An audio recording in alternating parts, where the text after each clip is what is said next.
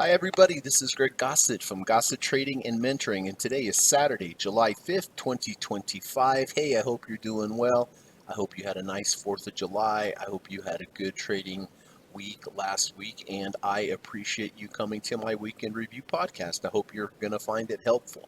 The format for today is, first of all, we are going to run the U.S. legal disclaimer. Secondly, we're going to come back. We're going to take a look at all the trades and the positions that I have and that I made last week. We're going to talk about why I entered the trade, what the confluences of signals were, and how I am going to manage the trade going forward. And then we'll see with my current positions how they're doing, whether winners or losers. After that, we are going to talk a little bit about trader psychology. Always the most important skill in trading is the ability to create a plan and to follow it. And that all comes down to trader psychology. Always helpful for me to teach trading psychology.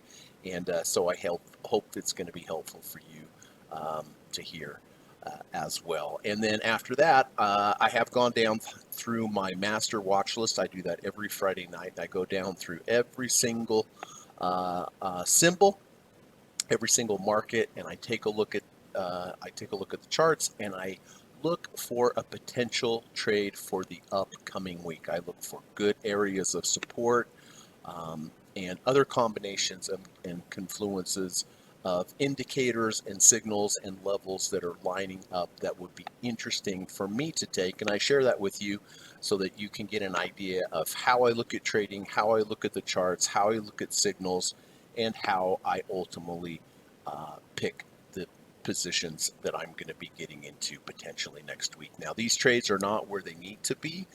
They still need to come either down more or up more for me to get interested in taking the trade. But I hope, like I said, it gives you a good idea of the patience it takes on my end to wait for those markets to get to those levels. And if they get to those levels, I'll take them. Doesn't mean they're going to be winners, but if it gets to these levels, in my experience over 30 years of trading, the chances are much greater that there'll be a positive trade than a negative trade. All right, so that's pretty much the format. I hope you are going to find it helpful. If you do find something of value or something that's helpful in the podcast today, I really would appreciate it if you could hit the thumbs up button, maybe subscribe. It does help the channel and lets YouTube know that there's some valuable content in these podcasts. All right, so let's get this U.S. legal disclaimer out of the way, and then we'll get started. So hang tight. This video or live broadcast, like all instructional materials produced by Gossett Trading and Mentoring LLC, is created and published for informational and educational purposes only. Please carefully read and/or listen to the U.S. government required disclaimer before watching this video or live stream broadcast. The video link and disclaimer text are located in the description section of this video or live broadcast, here and here. Thank you so much.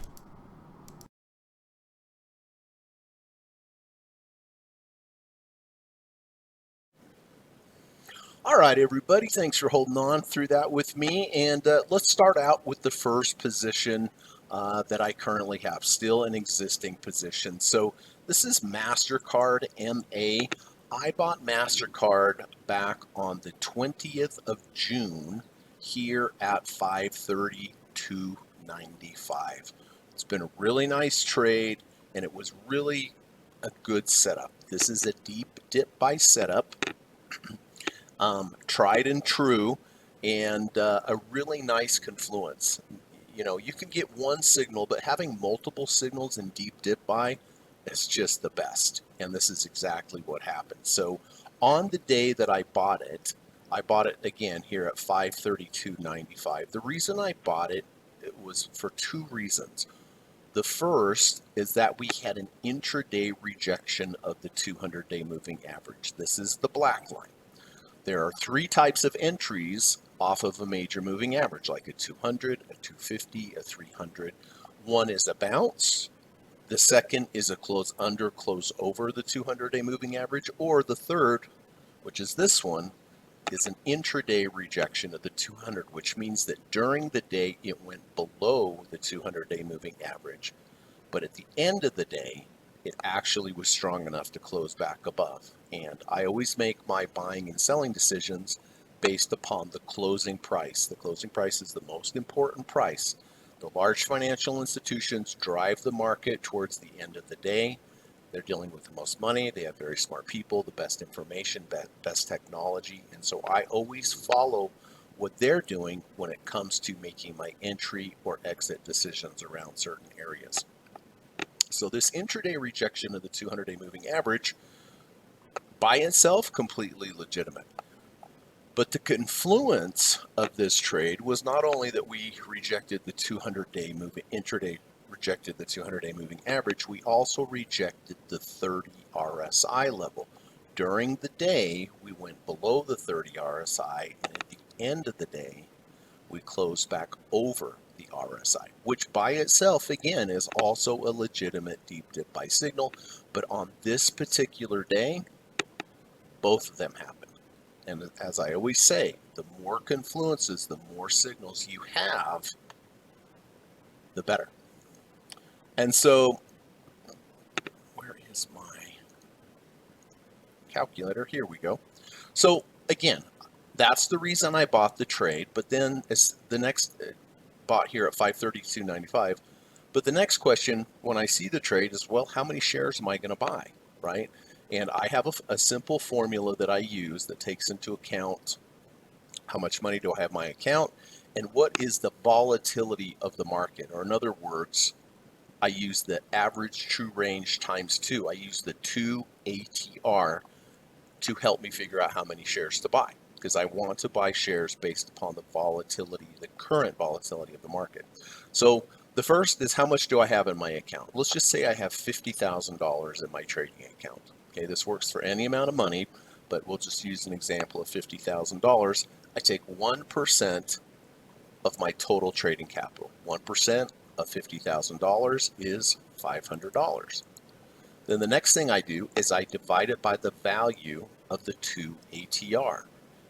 Right now it's 2503, so I would take that 500 divided by 2503.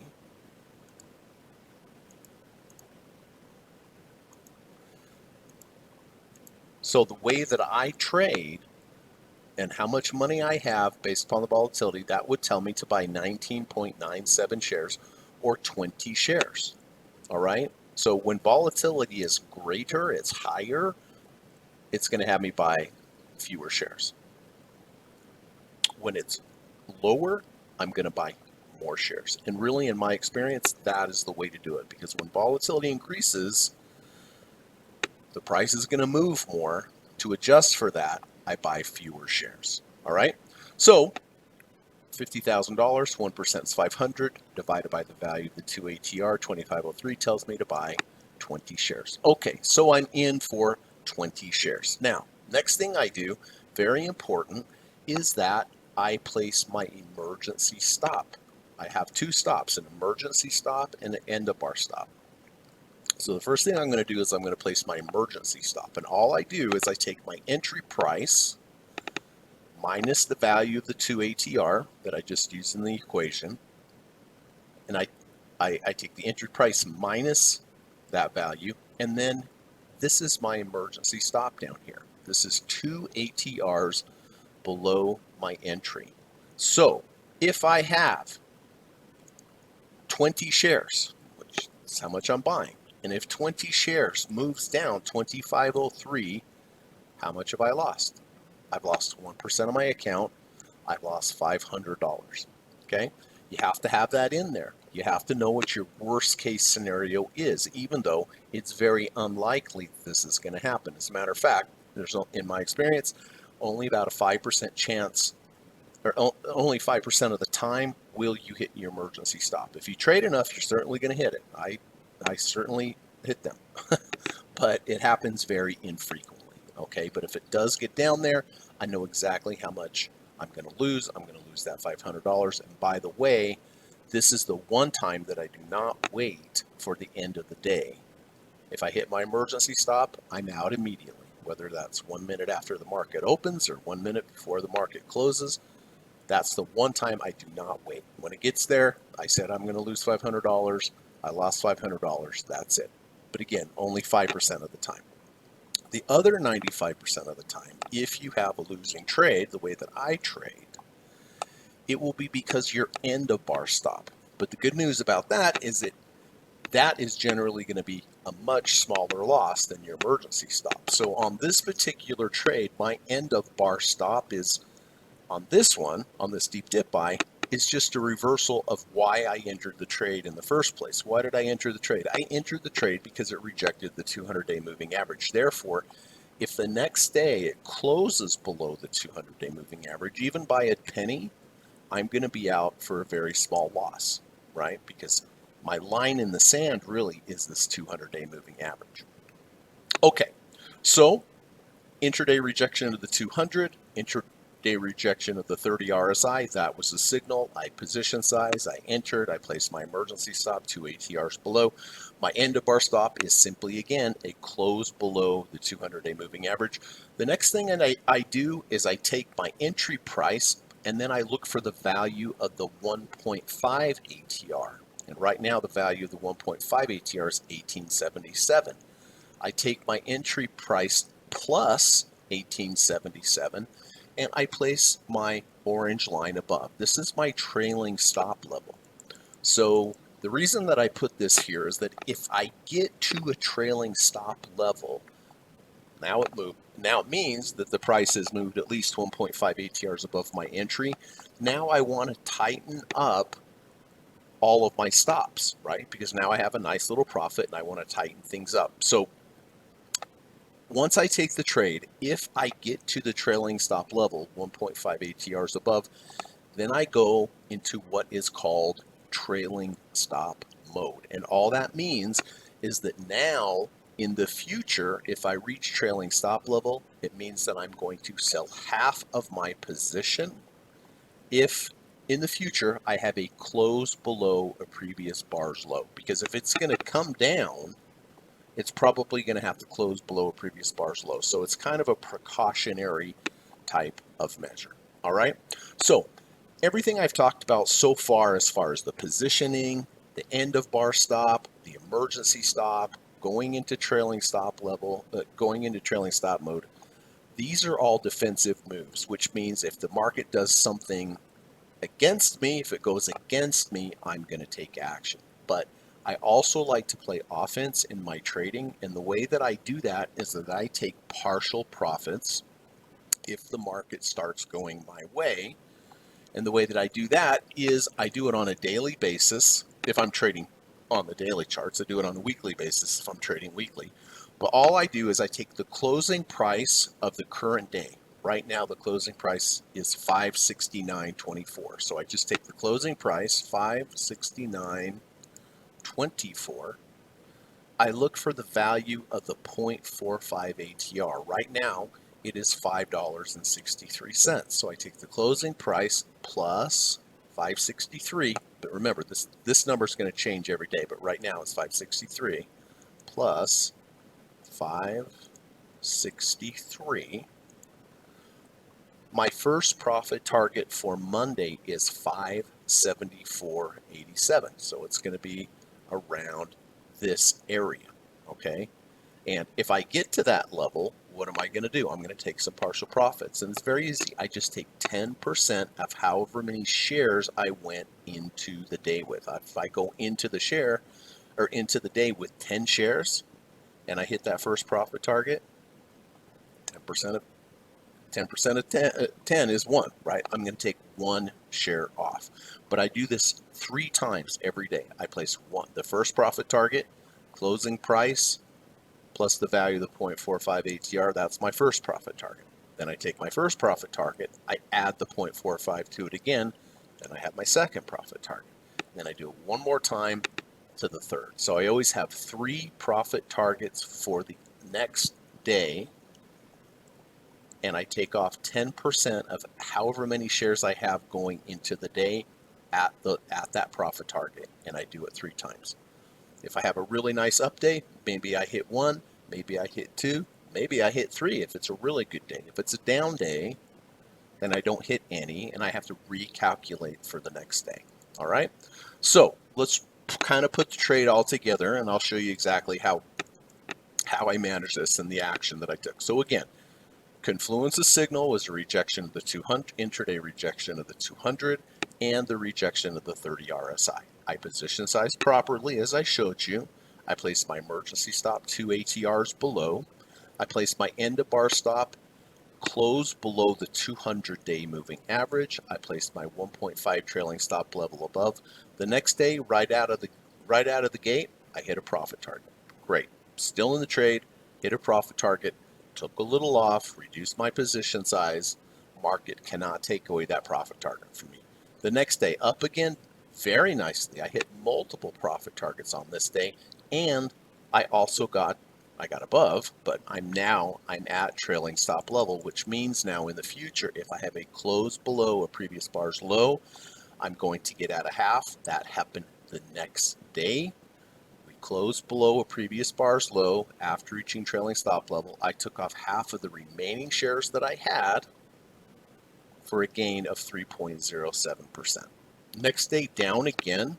Next day up. Took off another profit target. Next day up. Took off another profit target. And then the next couple days kind of sideways, and then Friday up 7.72, hit another profit target. All right.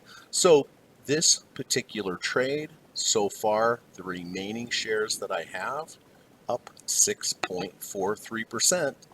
And really, I'm not surprised because it was such a strong initial signal.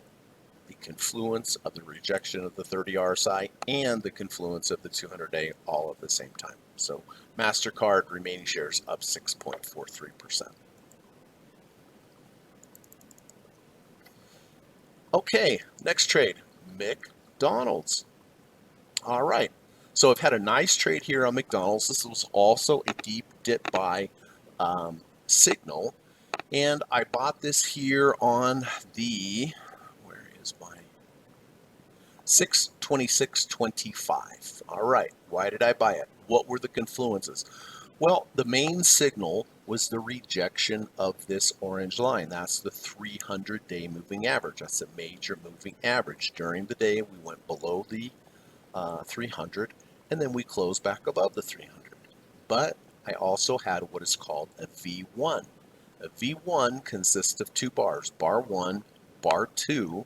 Bar 2 must go below bar 1's low and close above bar 1's close. Well, you can see that happened. So that was the confluence of signals. Intraday rejection of the 300-day moving average plus a V1. I entered at 285.61. I placed my I position size correctly, right? Placed my emergency stop 2 ATRs below. My end of bar stop, simply a close below the 300-day moving average. And you can see how close I am to the 300 anyway. If the next day it had closed literally 1 penny under the 300, I would have been out for a very, very, very small loss, right? Okay, so once I enter 285.61, I place my trailing stop level 1.5 ATRs above.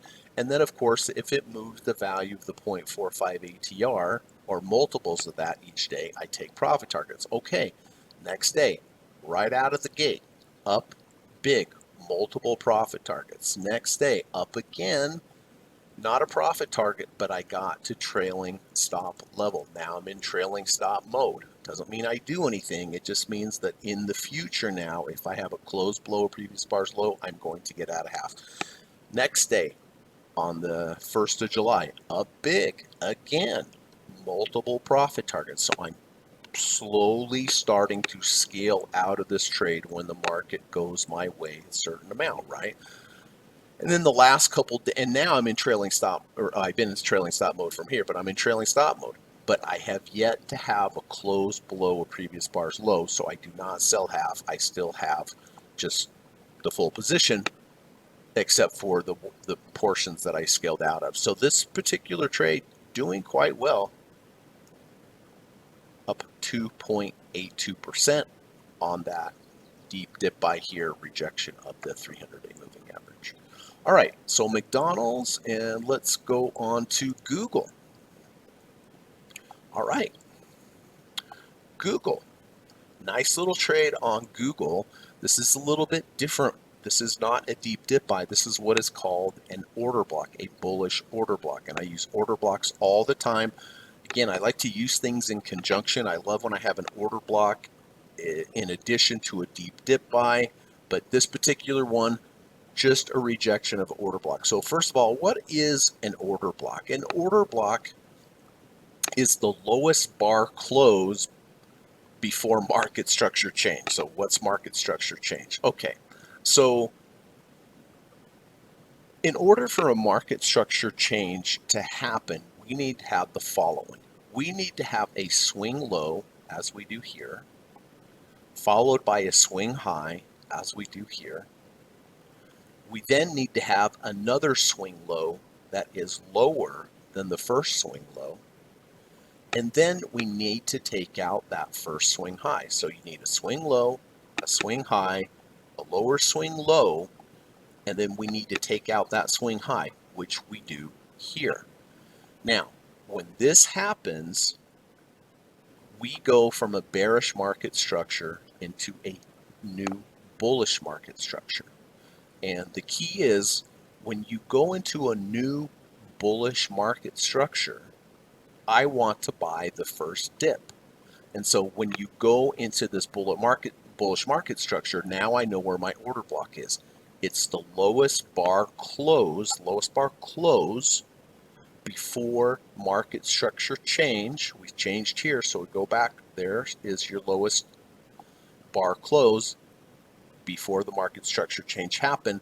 So now the high and the low of this bar becomes the order block. So you can see in the green box, the high and low of the green box going forward is the order block. Now, I don't buy the breakout of the market structure change. You can, it's a different type of trading approach, but when market structure changes to the upside, I prefer to buy the dip down into the bullish order block. And you can see on the day that I bought here, why did I buy? Well, the day before we were in the order block, but I need a rejection of the order block. I need a rejection of the higher of the order block or the low of the order block. The day that I bought it, Google went all the way down below the order block and then closed back in the order block above the low, which with a really good risk to reward ratio. So I got in Google right here, 165.20, I position like I always do. I place my emergency stop as I always do, 2 ATRs below.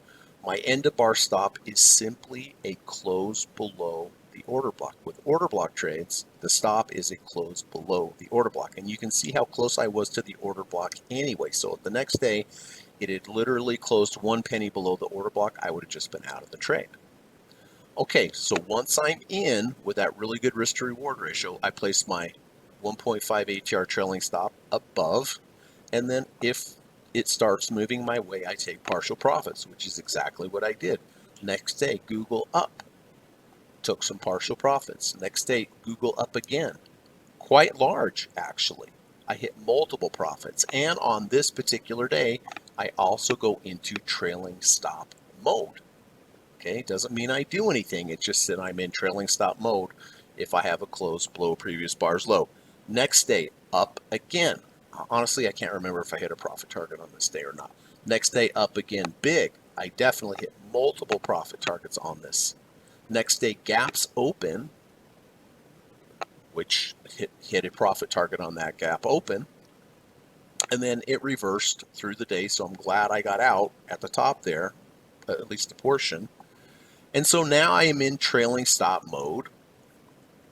And another thing happens on this particular day. On this particular day, we get to a 65 RSI level. So I have another rule that comes into play. If I ever get to a 65 RSI level or higher, and then I have a close below the 5 EMA, this blue line, that's when I exit my entire trade. So the next day during the day was below the 5 EMA. Had it closed there, I would have exited the entire trade. But it by the end of the day, it recovered, closed above, so I kept it.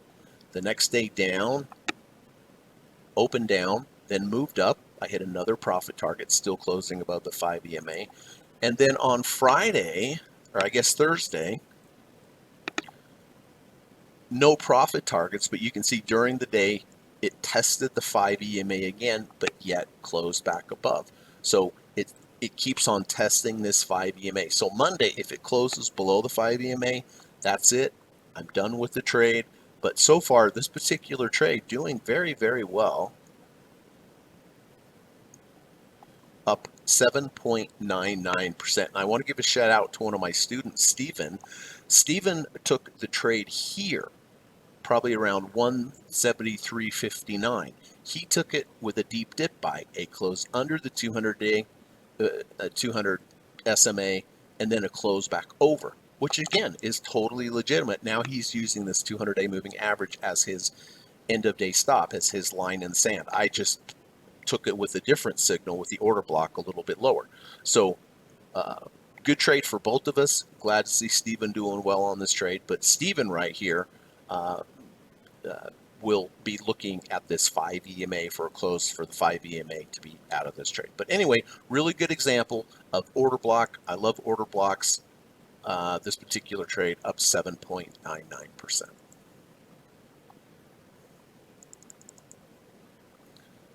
All right, let's head over to Tesla. Okay, Tesla. You see a green box, so that should give you a hint that this is an order block trade. And it is an order block trade. And why is it an order block trade? Well, we have a swing low over here. We then have a swing high. We have another swing low, which is lower than the first swing low. Then we take out the first swing high here, making the lowest bar close, the high and the low of the lowest bar close going forward, i.e. the green box, the order block. But what I love to see when I have an order block is I love to see a major moving average inside of the order block.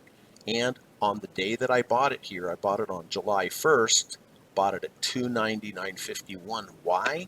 Because we had an intraday rejection of the 250-day moving average, right? That's a deep dip buy setup. But again, the deep dip buy setup, valid by itself, happened while it was in the order block. So that adds major bonus points to the trade. So I got long here, 299.51. I placed my emergency stop 2 ATRs below. As always, my end of bar stop is simply a close below the 250. And you see how close I am to the 250 to begin with, so it's a good risk to reward. Orange line up here is my 1.5 ATR trailing stop level. Next day, up big. It was up over 4%. I hit multiple profit targets, which was great. Took those off, reduced the position size a little bit. And then on Thursday, it was down just a little bit. So I am not in trailing stop mode yet. If we have a close below previous bar's low, say Monday, I'm not going to get out of the trade unless it closes below the 250 because I'm not in trailing stop mode. But this particular trade doing quite well in 2 days, up 5.13%. All right, and now let's get to UNG. UNG is the last open daily position that I have, and I've been in this one for a while. And it's been a good trade. It's been all over the place. I've been in it for a while. I don't have a lot of shares left, again, because I am scaling out. But you can see the green box down here. This is a bullish order block. Why is it a bullish order block? Because back here in April, we had a swing low. We then had a swing high. We had a lower swing low. We changed market structure change, defining the high and the low of the bar on 425 as a bullish order block. Draw that into the future. I don't chase this breakout. I wait for pullbacks to the order block. I got long here, 1566. I placed my emergency stop 2 ATRs below. My end of bar stop is simply a close below the low of the order block. I placed my 1.5 ATR trailing stop level above. And the next day, after I bought, rocket ship, right? Start off the trade great. And I hit multiple profit targets. I also got to trailing stop level in one day, plus the multiple profit targets. The next day, nothing.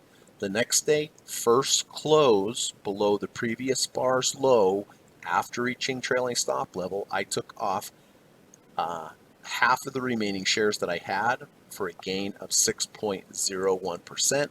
And then from there, we're all over the place. We moved up, we moved down, we came right back down to the entry price. We went up again, hit multiple profit targets on this particular day. We moved sideways, we went down, then we had this nice run up here, which of course I took advantage of this by selling with my partial profits. Profit target here, profit target here, profit target here, profit target here.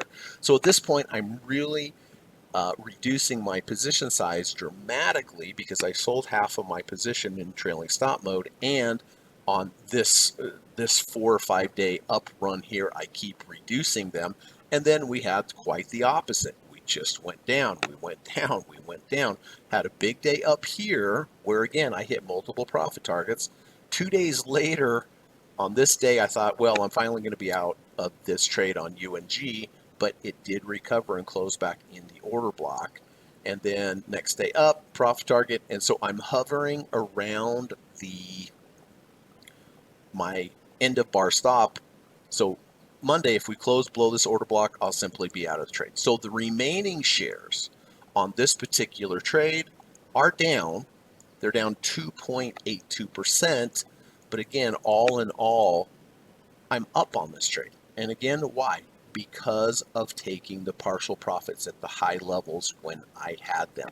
Makes sense? But the remaining shares down 2.82%. So, it'd be nice to always have every single position to be profitable and a winner, but it's not really realistic. What you should be looking for, and what I personally look for, is I allow large wins, of course, obviously, right? I allow small wins. That's great. Totally acceptable. Break-even trades, totally acceptable. Small losses, totally acceptable. What you want to do is you want to stay away from large losses. That is really what's going to eat up your account. So, I show these trades every week, and pretty much what I'm after, I get some large wins, I get some small wins, I get some small losses, but very rarely will I show you a large loss, and that's the key. In my opinion, that's what you should be striving for too, right? Large wins, small wins, break-even trades, small losses, all fine. All right, so though that is UNG, and let's see. So those are the open trades, and let's now go to the closing trades that I had last week, or the trades that I closed last week. Okay, so first on deck on the closed out trades is Berkshire Hathaway. So I got into Berkshire Hathaway all the way back here on the 18th of June at 485.14. Deep dip by bounce at the 200-day moving average inside of an order block. So I position size, I placed my emergency stop 2 ATRs below. I placed my trailing stop level 1.5 ATRs above. Next day didn't do much. Next day up a little bit, hit one profit target. Next day up nice and big, hit multiple profit targets, which you'll see. I'm very glad that I did. This is a good example of why taking these partial profits and going into trailing stop level can be very helpful. So next bar up here again, got to trailing stop level, multiple profit targets. Now I'm in trailing stop mode. Very next day, really big reversal, closes below the previous bar's low after getting into trailing stop level, and I closed out half of the position for a gain of only 0.3%. Okay, then we move sideways, hit a profit target here, nothing here, hit a profit target here, which of course I'm very glad, and then boom, here on the second, we went down, we closed below the 200-day moving average. That was my stop. So the remaining shares on this particular trade that I had a loss of 0.97%. But do you see the wisdom in taking the partial, at least in this particular trade, taking the partial profits in these nice profitable areas, and then when we had the big reversal bar, taking off half, even though it was only a gain of 0.3%, taking off that half really saved a lot when this particular bar, when I got stopped out, because it was only on half of the position. You can see the day before I hit a profit target, got rid of that, at least at profitable levels, before this happened. And then very next day, right back above the 200-day moving average. But I'm not in the trade. I got out here. I could have gotten back in here, but I didn't. I mean, but it's totally legitimate. But the remaining shares on this one down 0.97%. UUP. Okay, I got into UUP here again on the 16th of June. Rejection of the high of the order block plus a V1. Got in at 27.17. I position size, place my emergency stop 2 ATRs below, place my trailing stop level 1.5 ATRs above. Next bar, up nicely, multiple profit targets. Next bar, up, no profit targets. Next bar, nothing. Next bar here, we gap up nicely, took off a profit target at the top, and I also got to trailing stop level. So now I am in trailing stop level mode, and wouldn't you know it, on the same day that I get to trailing stop level mode, it closes below the previous bar's low. What do I need to do? I need to take off half of the position, and I took off half of the position for a gain, not a big one, but a gain of 0.44%.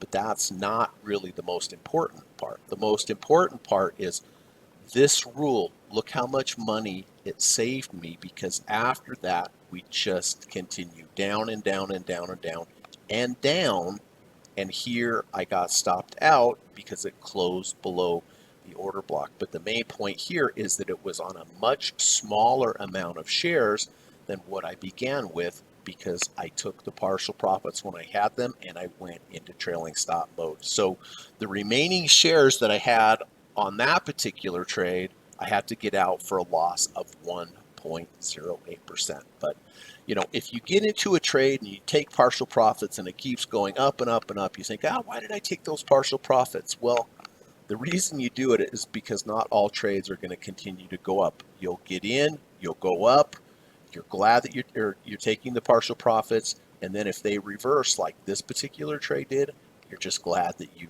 lost less than you would have. So this one down 1.08%. And then the last daily open position is closed position is BITO. This was a strange one.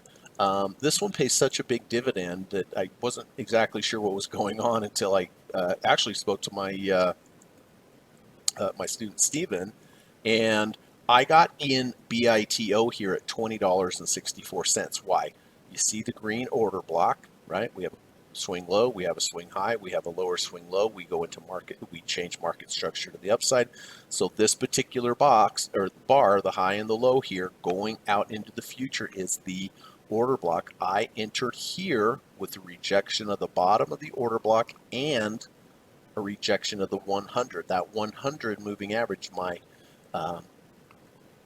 is my line in the sand. That's my end of bar stop. If we close below the red line, I'm simply out. Next day, so I got in $20.64. Next day up nicely, profit targets. Next day up again, profit target, also at trailing stop level. So now I'm in trailing stop mode.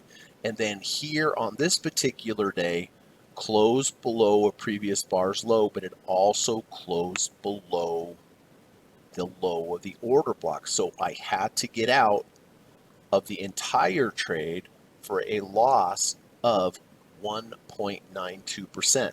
But the good news is the dividend was on this day, and I think the dividend was 77 cents for that particular day.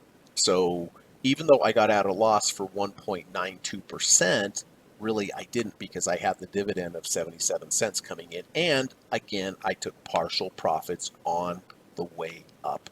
But just for the numbers and for the show, down 1.92% on Bitcoin or BITO because it closed below. So those are all the open trades. But again, what am I trying to do? I'm trying to have some large winning trades. I'm trying to have some small winning trades. I'm trying to have some break-even winning break-even trades. And of course, I'm going to have losses, but I'm trying to keep those losses small. So did I do that this week? MasterCard up 6.43%. Check. McDonald's up 2.82%. Great. Totally acceptable. Google up 7.99%. Obviously, that's fine. Tesla up 5.13%. Really great. UNG down 2.82%. Okay. Not a big loss, right? Not a huge big loss. It's acceptable. Berkshire Hathaway down 0.97%. It's a loss, but a small loss, acceptable. UUP down 1.08%. Fine, acceptable. And BITO down 1.92%, acceptable. All right. And what you'll notice is that when I have losing trades, they usually happen pretty quick. I'm in and then I'm out. But my winning trades, I'm going to be in for quite a long time. So if you're in a trade and out of a trade and have a loss, pat yourself on the back. Wasn't working, you got out. But if your trades are working, those are the ones that you're going to be in longer periods of time. All right, lastly, I also trade weekly bars. And let's go to TLT. I've been in TLT for a long time. Got in here on the 17th of January. Why? Rejection of the high of the order block plus a V1. I got in at 87.20. Then for over 2 months, just went straight up, which was great, right? Placed my emergency stop, 2 ATRs below here. My end of bar stop closed below the order block. Next week up, not a lot. Next week up, profit target. Next week up, profit target. Next week, nothing. Next week, nothing. Next week up big. Multiple profit targets and got to trailing stop level. Then we had about a month of going sideways. And then we had a nice big up bar here, multiple profit targets. Then we had that big bond drama where that week went down significantly. We had our first close below the previous bar's low. I had to get out for a loss of 0.59%. Not bad. Next week up, profit target. And then a month down, straight down. And now we're kind of rallying. So this particular trade has not done a whole lot. As a matter of fact, the remaining shares I have down 0.41%. But really, this trade is up, right? Because of taking the partial profits, going into trailing stop mode, and in addition, this pays a dividend, right? So all in all, it's been kind of a long-term trade, hasn't done a lot. But it's a good example, right? These trades don't just go straight up to the moon. Sometimes they can do this, but the loss at the moment, small, 0.41%. All right, so those are all the trades, everybody, both open and closed on the daily and the weekly. And let's head over, do a little bit about trading psychology, and then we'll get into the trades from next week. So this is from my good friend Steve Burns. You can check out Steve Burns at @SJosephBurns over on X. He's a great author, great trader. He has best-selling books on Amazon. So go ahead, check those out on Amazon under Steve Burns. Let's see what Steve has to say. Trading is all about risk management. It is not about making the most money. It is about keeping the most money. And everyone, this is really it. When people come to me, students come to me, hey, how much money can I make? It's starting off on the wrong foot. It's not their fault, right? Because this is how people think. But you as a trader, your job is a risk manager. Your job is to manage the risk and to be a caretaker for the money that you have. And ironically, if you, as a trader, if you focus on making money, more than likely you will end up losing money. If you focus on being a good risk manager and focus on not losing money, ironically, that is where you make the money. So if your main focus, precision main laser beam focus, is on your stops, getting out when you're supposed to, treating it like a professional, if that's your focus, ironically, the money will come in your trades. But if you don't focus on your stops, if you let things slide, if you're not precise, and you only think about how much money I'm going to make, that's when you're going to lose money. So it's the irony of life, it's the irony of trading. But trading, like Steve says, is all about risk management. It is not about making the most money, it's about keeping the most money. So you try to make money, you lose money. You try to keep money, you make money. Strange, right? But that's how it works, everyone. That's really how it works. So, going into next week as a trader, 100% focus on your stop, but focus on being patient, waiting for the right setup. Focus, if you do take the trade, focus on position sizing correctly. Focus on that stop and your rules. And if you focus on that, over time, the money will come.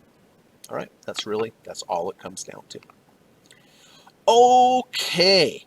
Hey, before we get on to the trades, I wanted to show you, in addition to trading, my whole life being about trading, the other side of my life is I love to play baseball. And I play a lot of baseball, and I've had a goal of hitting 75 miles an hour for my bat speed, because 75 miles an hour is elite Major League Baseball speed. And I'm 58, right? So I'm not a young buck. So I've been working at this. I play every single day.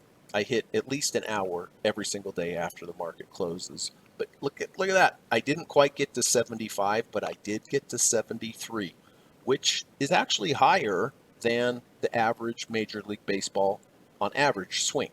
So that was I'm almost to my goal, 75. And if I do get to 75, I'll take a picture and let you know. But anyway, I was really proud of that. And it's strange, right? If you're focusing on trying to swing really fast, like you don't, this particular swing, I don't even remember really even thinking about it. I wasn't like, oh man, I'm really going to make this one fast. I just did my technique, right? I just did the correct technique and I got the bat speed out of it, which translates to trading. Right? If you focus on the good technique or you focus on your process, that's when the big wins will come as well. But anyway, I wanted to share that with you, and hopefully one day I can show you this the 75 miles per hour on the bat speed. Okay, let's head over to the potential trades here for next week. Now, I always mention this on the daily charts here. I have 6 potential trades, 6 potential setups for next week. Is it possible that all 6 of these trades could happen on Monday, for example? It is totally possible. Doesn't mean I would take all 6 positions. Absolutely not. I only take 1 trade per day, regardless of how many legitimate setups there are. If I have 6 legitimate setups, I have to find the best one of the 6. And how do I do that?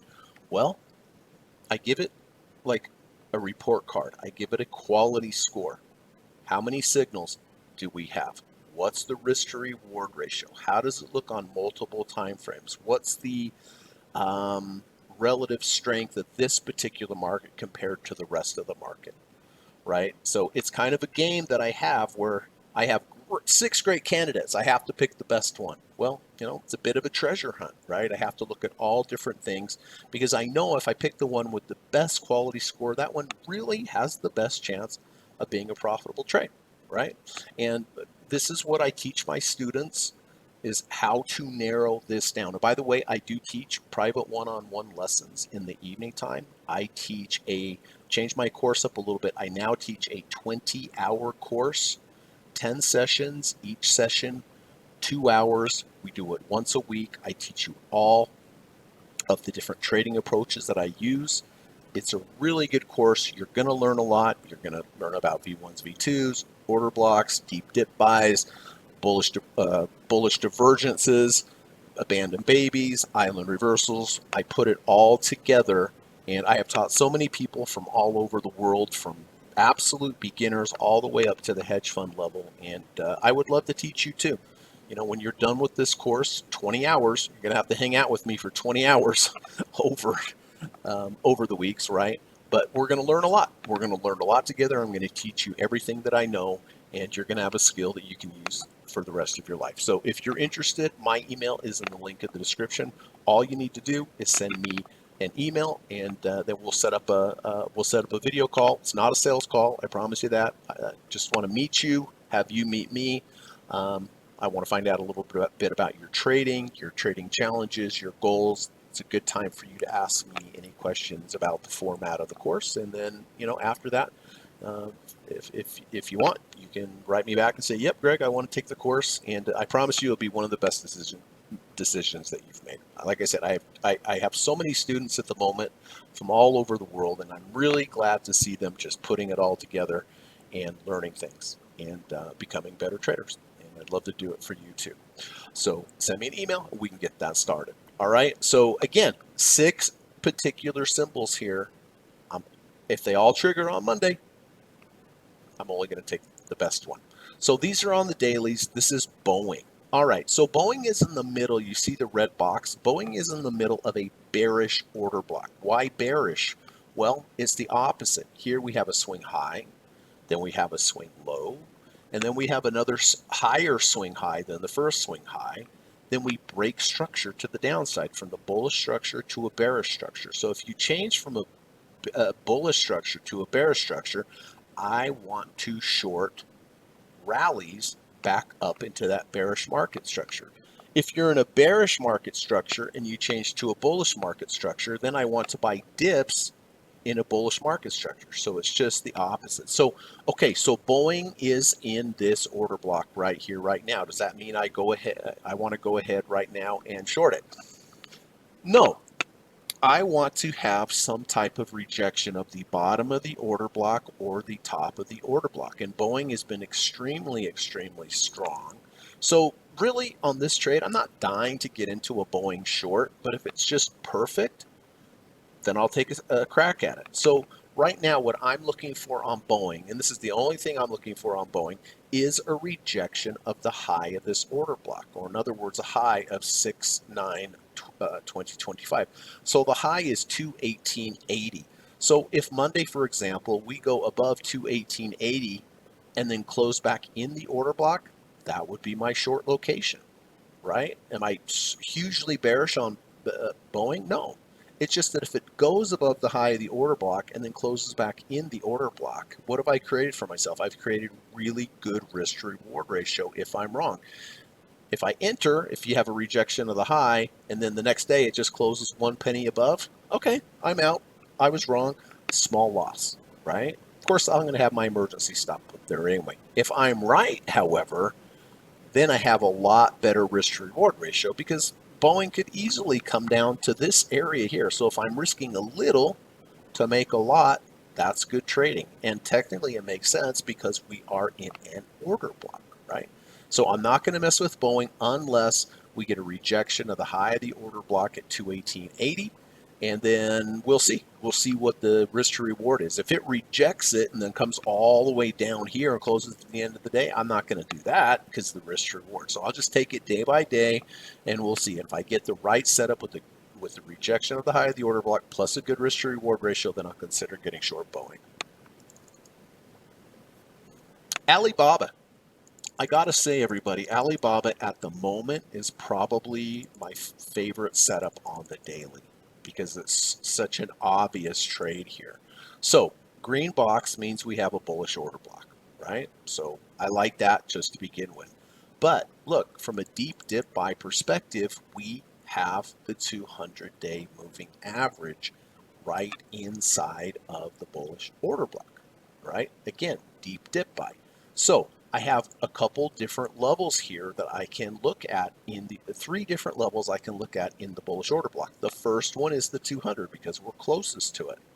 So if I get a bounce, rejection, close under, close over the 200-day moving average from a deep dip buy, that is completely legitimate, right? But it's better because that deep dip buy is inside of this bullish order block.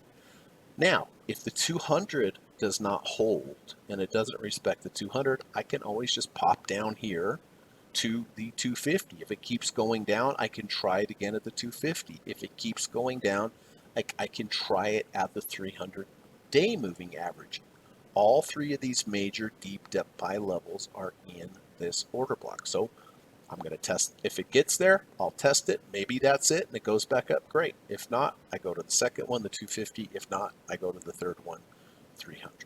Right? So again, my favorite trade really in the entire world is a combination of a deep dip buy inside of an order block. And by the way, I forgot to mention, deep dip buy wise, of course, I teach those in my private one-on-one lessons, but I also have a really good online video course for deep dip buys. It's available at udemy.com. The link's in the description here. I've sold so many of those around the world. I think I have like a 4.85 star rating on that course. It's 9.5 hours.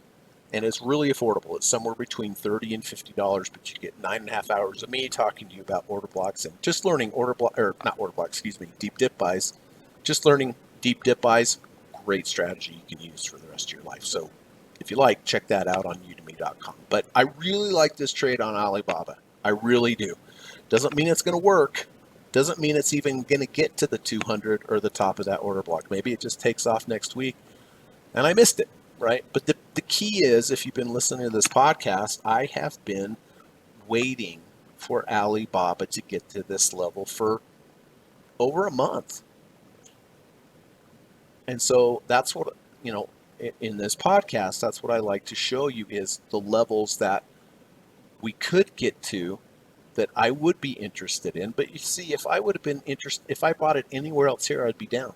Right. I'm just waiting for it to get there. If it gets there, I'll consider taking the trade, because then I'm taking the trade on my terms at the levels that I want to take. So we'll see what happens, but that's what I'm looking for, and I'll be watching that closely, because any kind of rejection of the 200-day moving average there would be potential entry for me next week on Alibaba. MRK.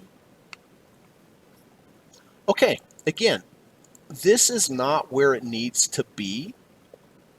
I'm not going to mess with it unless it gets to exactly where I want it, but I know exactly where I want. Let me take you back over here. We have a swing low. We have a swing high. We have a lower swing low. We change market structure to the upside, thus defining the order block here on 528.25, the high and the low. This is the green box. So I have three options here if it comes back to the order block. I could get in with a rejection of the top of this order block here at about 77.01. I could get in with the rejection of the bottom of the order block, or I could get in with the rejection of this green line in the middle of the order block. What is this green line? This green line is halfway of this big up bar. I know from a Fibonacci standpoint, there should be some inherent support here. So if I have a 200, 250, 300 inside the order block, of course, that's my line in the sand. I like that. Sometimes you don't have a deep dip buy. You don't have a 200, 250, or 300 inside that order block, but you can also look for areas of support. Look at this. This went sideways for 5 days. That's a level of support. And again, like I said, you have the big up bar halfway of that. I kind of make my own level inside of it. All right. So again, I don't know if Merck's going to get down there. Maybe it just takes off. But if it does get down, rejects the high of the order block at around 77, I'd be interested there. Interested in rejection at 75.60, and of course, I'd be interested in a rejection of lower order block at about 74.86. So that's Merck. Philip Morris. All right. You see a red order block. That means I am looking for a short. Why? Swing high, swing low, higher swing high. Market structure change, therefore defining the order block as the highest up bar close. This is bearish, highest up bar close before market structure to the downside. And so I would be looking for a rejection of the low of the order block at 181.89. The high of the order block, 183.78, would also be a rejection. And Steve, if you're out there, Stephen and I were discussing this in our last lesson. Big down bar Steve, where are we going to look for resistance? At the halfway, right? So I don't even know if it's going to get to that order block to become a trade because it has to overcome this big down bar, overcome the halfway. It may do it, it's possible, but it's less likely to do. So anyway, looking for a rejection of the low or the high of the order block on Philip Morris here. The high is 183.78, the low is 181.89. So looking for that. Qs. All right, so we made all-time high on Qs. But listen, I'm not going to chase up here. I don't chase. I don't really get into anything above the second ATR channel. Now we are closing above the third ATR channel. What I am looking for is a reasonable pullback to this order block. The high of this order block is 533.56. The low is 524.88. What makes it an order block? Swing low, swing high, lower swing low, market structure change, lowest bar close defines the order block. So if eventually we pull back to this order block, reject the high of the order block, I would consider getting in there about 533.82 or the low of the order block at about 525.14. Whether it gets there, I have no idea, but I know the levels that I would buy if it does. Last but not least on the dailies is United Airlines. Okay, United Airlines, we have a nice order block here. The high is 77.25. The low is 73.05. Okay, so the levels that I am looking for, now this is a pretty wide order block, so I wouldn't just buy with the rejection of the high of the order block and keep it all the way to the low, but really what I'm looking for is a rejection of that 50-day moving average inside the order block. That 50-day moving average is 76.83. And then, of course, we have a 250-day moving average. That would be even better, clearly, right? That's inside the order block. So is it going to come down here? I don't know. It may just keep going up, and that's fine and great for the people that own United Airlines. But we have changed market structure to the bullish side. Swing low, swing high, lower swing low. Market structure changed to the upside, so I'm waiting for that pullback to the order block, and I'm keying off of two different levels in this trade.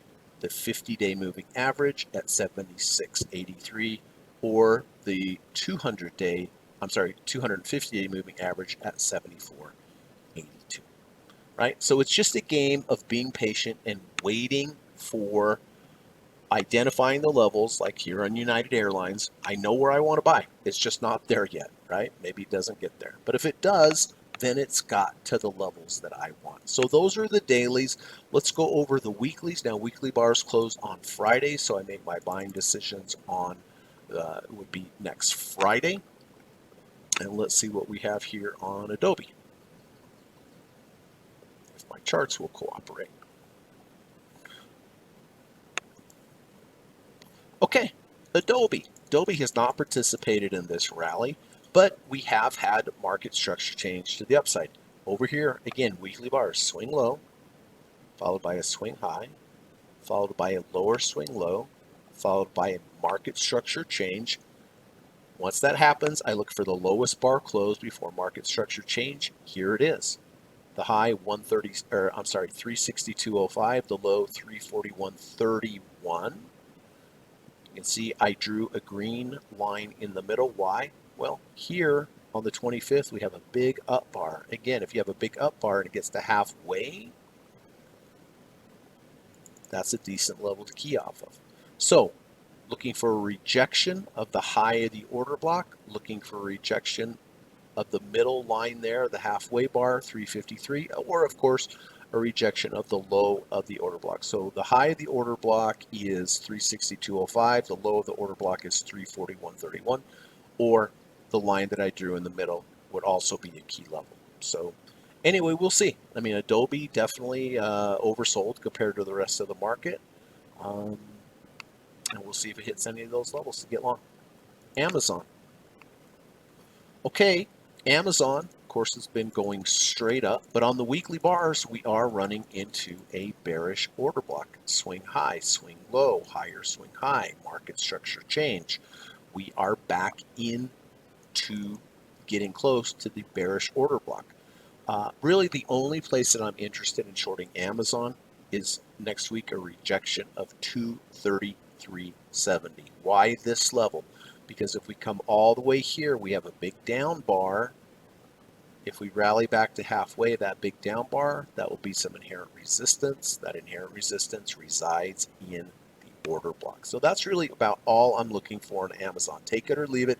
If it doesn't happen, I don't get short. If it does happen, I consider it, right? But I need a rejection of 233.70. That's still 10 points above where we're at. The Dow, DIA. This one is very, very close to triggering.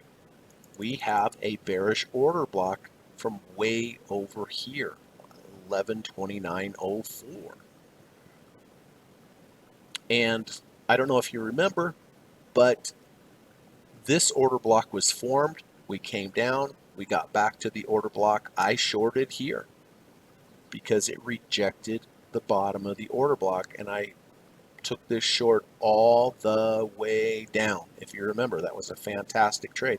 Well, now we are right back up into the levels that I shorted the first time.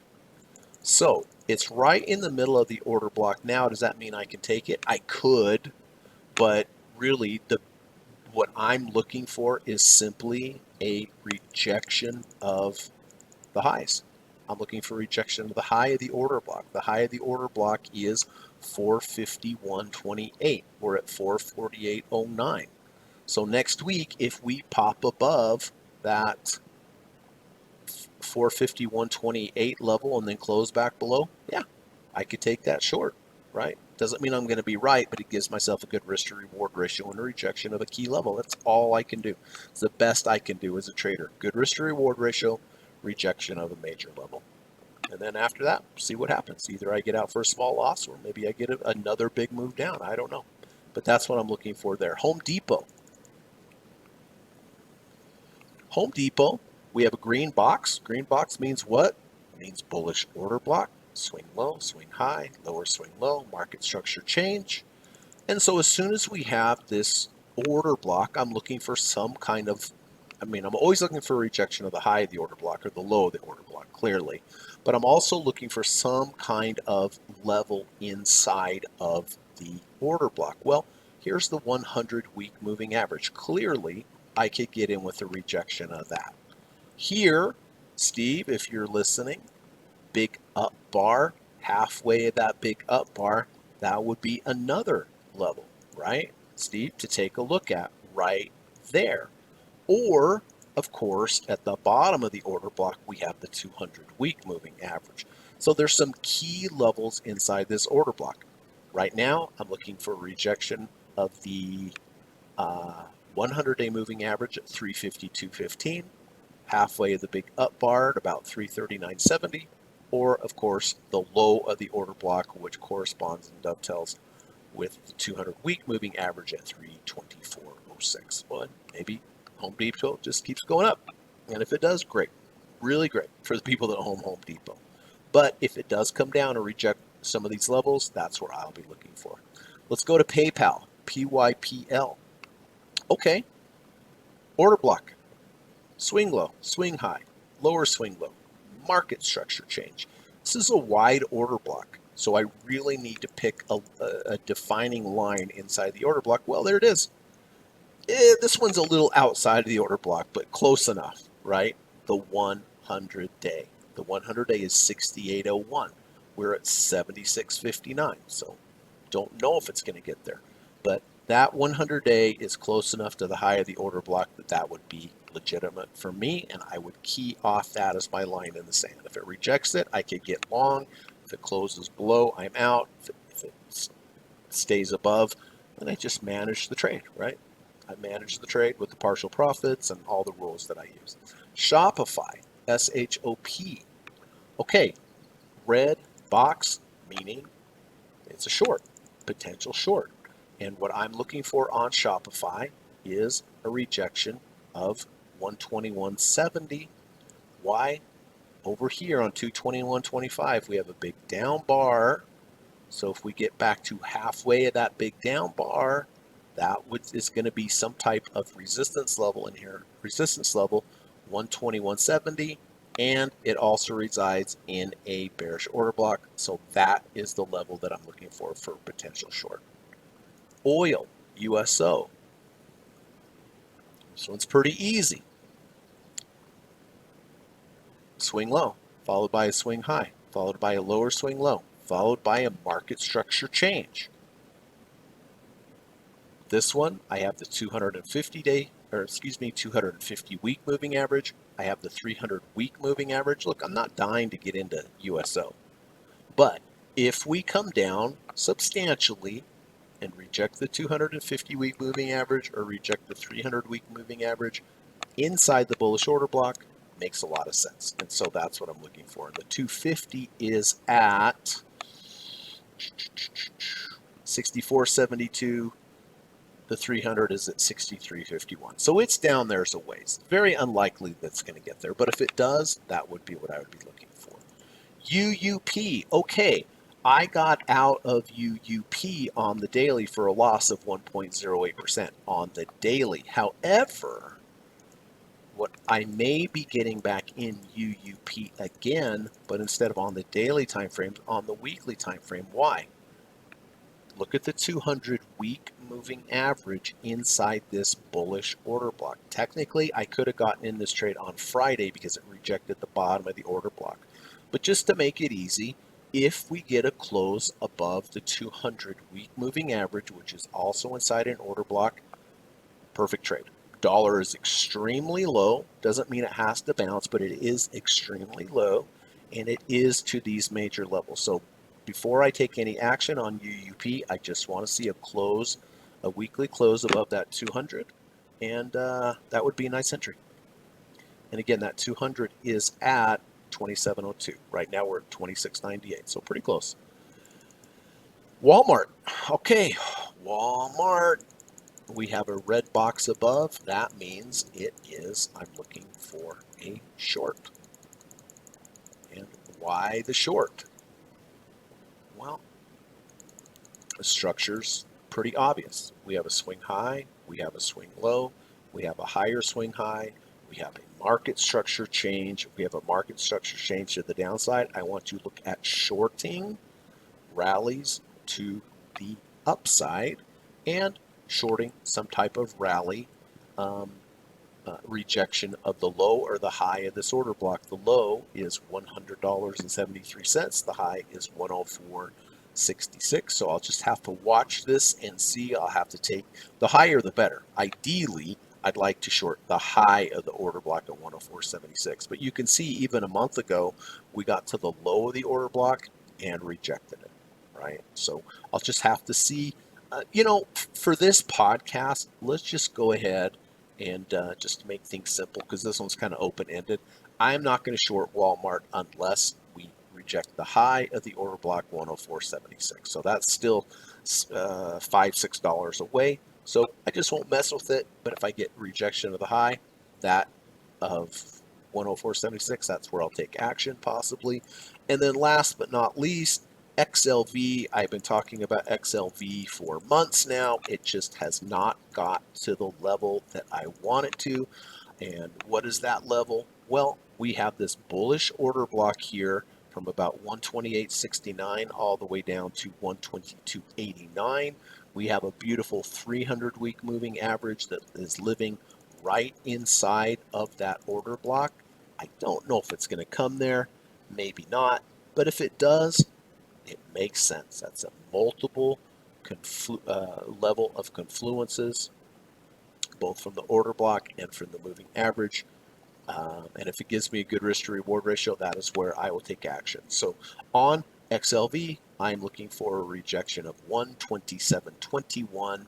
It's now 135.50. So I just get in if it comes to the level that I want. So anyway, everybody, I hope this was helpful for you today. I hope this gave you an idea of how I look at trading, how I try to be patient, wait for the confluences, how I position size, and how I have my rules. If you have any questions of anything I mentioned here, please put them in the comment section. I will do my best to answer them. If you would like to become my student and go through my 20-hour course, I would love to have you as a student. I will teach you everything I know. Just send me an email. Email's in the link of this YouTube video description, and we can get the conversation started. But I hope you have a nice rest of your weekend. I hope you have a good trading week next week. As always, please try to follow your rules, everybody. Get yourself a process, whether you learn it from me or someone else. Get yourself a process and follow it. All right, that is how you're going to be a consistent, profitable, long-term trader, is by having a good process and then being excellent at following. All right, so God willing, I will see you next week. Like I said, hope you have a good rest. I hope you had a good 4th. Hope you have a good rest of your weekend, and be good to yourself and be the best trader you can next week. Oh, and I always forget. Or I shouldn't forget, but I always like to leave off. Please try to go out and try to do something nice for another human being today. If everybody in the world did that, just imagine this world would be a much better place. If you could also try to do one nice thing for an animal each day, they appreciate acts of kindness just like we do. So what could it hurt, right? It could only help. So, all right, everybody, thank you so much. If you made it to the end, thank you so much, and hope you learned something. Take care, everyone, and God willing, see you next week. Bye-bye. U.S. government required disclaimer. Stock, options, futures, and forex trading is not appropriate for everyone. While there is a potential for large rewards, there is also a substantial risk of loss associated with trading. The material in this video or live broadcast is not geared towards any particular individual or to any particular financial situation and is not intended to meet the particular investment objectives of any viewer. This video or live broadcast, like all instructional materials produced by Gossett Trading and Mentoring LLC, is created and published for informational and educational purposes only. Any and all information contained in, implied, or referenced by this video or live broadcast is not to be construed as investment advice, and no representation is made that any individual or entity involved in production of this video or live broadcast is an investment or financial advisor or is registered or authorized to give any financial advice. We are publishers and educators only.